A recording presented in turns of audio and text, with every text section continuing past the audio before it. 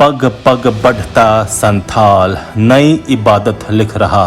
Rail line के बाद AIIMS तैयार, अब एयरपोर्ट शुरू होने का इंतजार।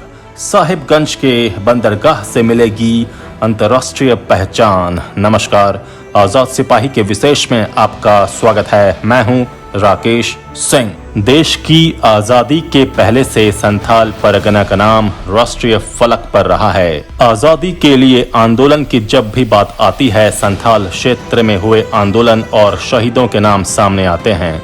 इसके बावजूद राष्ट्रीय मानचित्र पर यह क्षेत्र अब तक अन्य जगहों की तरह उभर कर नहीं आ पाया था। संथाल परगना को झारखंड का सबसे कमजोर क्षेत्र माना जाता था, क्योंकि यहाँ राज्य के बाकी हिस्सों के मुकाबले विकास कम हुआ। इसका राजनीतिक कारण तो है ही, साथ ही भौगोलिक कारण भी है। पर हाल के वर्षों में संथाल पग पग बढ़ता जा रहा है, विकास के नए आयाम को लिख रहा है। संथाल पर पिछड़े होने का जो कलंक था, वो धीरे धीरे मिट रहा है। इसी क्रम में 24 अगस्त को अखिल भारतीय आयुर्विज्ञान संस्थान एम्स में ओपीडी की शुरुआत होकर विकास का एक अध्याय और जुड़ गया। संथाल के विकास में केंद्र की मोदी सरकार का अहम योगदान तो है ही, पिछले कुछ वर्षों से राज्य की सरकारें भी इस पर विशेष ध्यान दे रही हैं। पूर्व की रघुवर सरकार हो या वर्तमान की हेमंत सरकार, सभी का ध्यान संथाल पर है। साथ ही स्थानीय सांसद निशिकांत दुबे के प्रयत्नशील रहने का भरपूर लाभ मिल रहा। वो केंद्र से कई योजनाओं को संथाल की धरती पर उतारने में सफल रहे हैं, तो विधायकों के स्थानीय स्तर पर प्रयास को भी नकारा नहीं जा सकता है। इसी का नतीजा है कि संथाल के विकास में एक के बाद एक नई इबादत लिखी जा रही है। गोड्डा से नई रेल मिली तो अब देवघर में एम्स मिला। साहिबगंज में बंदरगाह को अंतिम रूप दिया जा रहा है तो गंगा पर पुल बनाने की तैयारी है। देवघर में एयरपोर्ट से उड़ान भरने के लिए लोग लालायित हो रहे हैं। ये राष्ट्रीय मानचित्र पर पहुंचने लगा है। संथाल के विकास को खंगालती आजाद सिपाही के राजनीतिक संपादक प्रशांत झा की रिपोर्ट। झारखंड राज्य को 5 प्रमंडलों में बांटा गया है। इनमें से एक प्रमंडल संथाल परगना है। इसका मुख्यालय दुमका है। ये क्षेत्र 6 जिलों दुमका, जामताड़ा, देवघर, गोड्डा, साहिबगंज और पाकुड़ को समेटे हुए 14,189 वर्ग किलोमीटर में फैला हुआ है। यहाँ की आबादी लगभग 75 लाख है। आजादी के समय से ही यह क्षेत्र महत्वपूर्ण रहा है। संथाल परगना क्षेत्र अपने में कई इतिहास समेटे हुए है। संथाल परगना को 1855 में ब्रिटिशों ने जिला घोषित किया और ये बंगाल प्रेसिडेंसी का हिस्सा था। आदिवासी अधिक होने के कारण यह क्षेत्र आदिवासियों का माना जाता है। संथाल परगना क्षेत्र ने आजादी की लड़ाई में अहम भूमिका निभाई थी। जब भी शहीदों का नाम लिया जाता है तो यहाँ के तिलका मांझी, सीदो कान्हू समेत तमाम नाम आते हैं। इसलिए ये क्षेत्र हमेशा राष्ट्रीय स्तर पर जाना पहचाना जाता रहा। पर अफसोस कि विकास उस तरह से नहीं हो पाया। ये इलाका पिछड़ा ही रहा।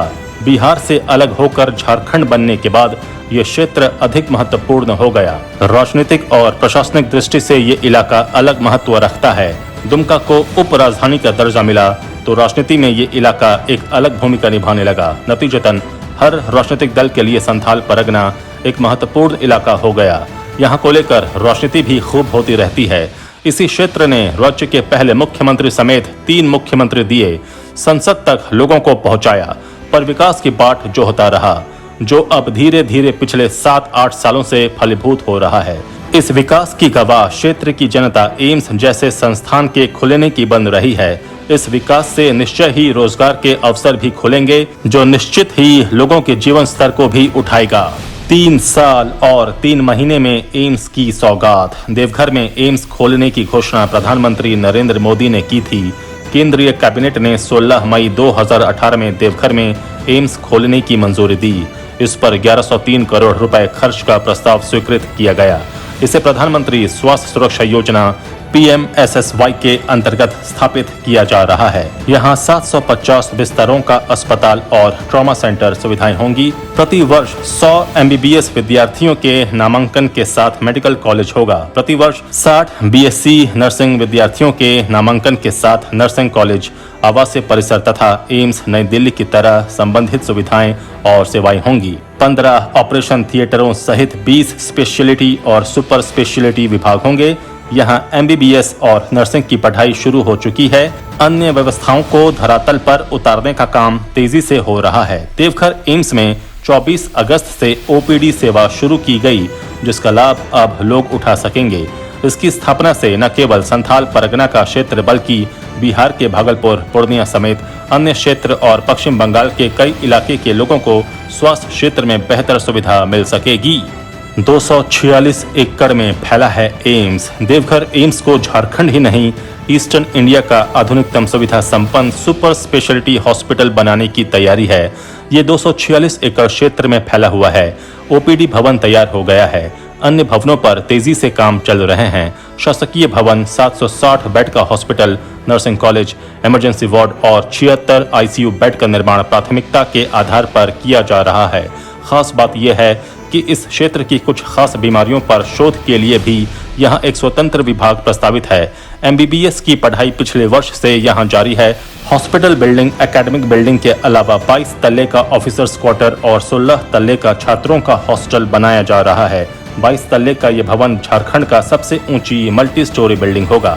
3 महीने पहले मिली थी रेल की सौगात। संथाल के विकास के क्रम में 3 महीने पहले यानी 8 अप्रैल को संथाल को रेल की सौगात मिली थी। गोड्डा से सीधा नई दिल्ली के लिए हमसफर एक्सप्रेस की शुरुआत हुई। जो क्षेत्र कोयला, पत्थर, गरीबी, पलायन के लिए जाना जाता था, वहां तक विकास की किरण पहुंच गई। इस ट्रेन के शुरू होने से रेल मार्ग में संथाल के गोड्डा जैसे छोटी जगहों का नाम जुड़ गया। रेल नेटवर्क का एक नया अध्याय शुरू हुआ, जो संथाल वासियों के लिए एक सुनहरा अवसर था। अभी कतार में कई सौगातें, संथाल वासियों को अभी कई सौगातें मिलेंगी। सबसे पहले देवघर हवाई अड्डे की सौगात मिलेगी। यहां से जल्द ही उड़ान भरना शुरू हो जाएगा। एयरपोर्ट का निर्माण लगभग पूरा हो चुका है। ये 401 करोड़ की लागत से 654 एकड़ भूमि पर बना है। इसका टर्मिनल भवन 4000 वर्ग मीटर क्षेत्र में बनाया गया है। रनवे 2500 मीटर लंबा है, जिसमें एयर बस का ठहराव भी हो सकेगा। 2 आगमन पॉइंट है। भीड़ भाड़ की स्थिति में यहाँ 200 यात्रियों को संभालने की क्षमता होगी। वहीं साहिबगंज में गंगा नदी के तट पर बंदरगाह बनकर तैयार हो गया है।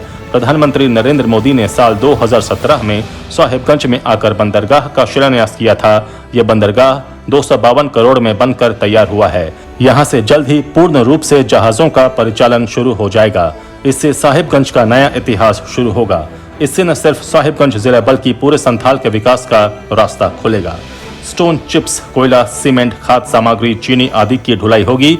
पिछले दिनों यहां पहुंचे 55 कंटेनर को उतारकर मशीन का परीक्षण किया गया। इससे साहिबगंज में टूरिज्म को भी बढ़ावा मिलेगा।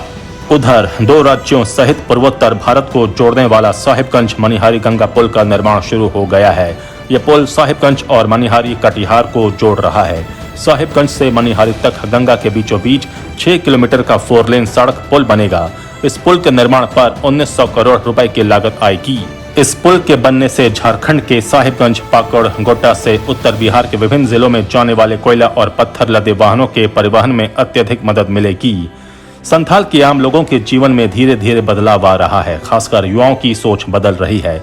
एम्स, रेल सेवा, बंदरगाह, पुल आदि विकास के कार्यों से रोजगार का अवसर मिलना धीरे धीरे शुरू हो रहा है। इससे लोगों के जीवन स्तर में बदलाव हो रहा है।